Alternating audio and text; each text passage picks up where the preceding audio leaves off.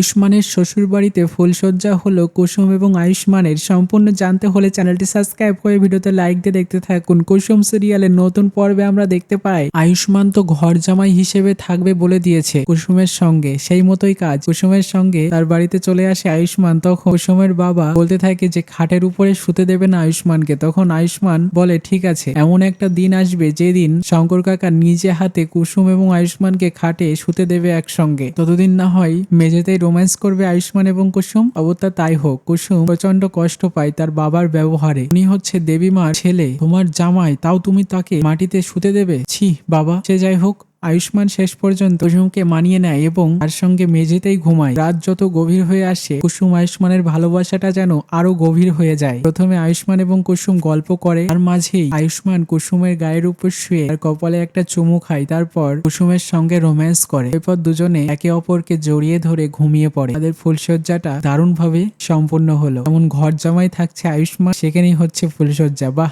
দারুণ এপিসোড। কিন্তু কুসুম সিরিয়ালটি তোমাদের কেমন লাগে আর কে কোথা থেকে ভিডিওটা দেখছো অবশ্যই কমেন্টসে জানাও। ধন্যবাদ সবাইকে।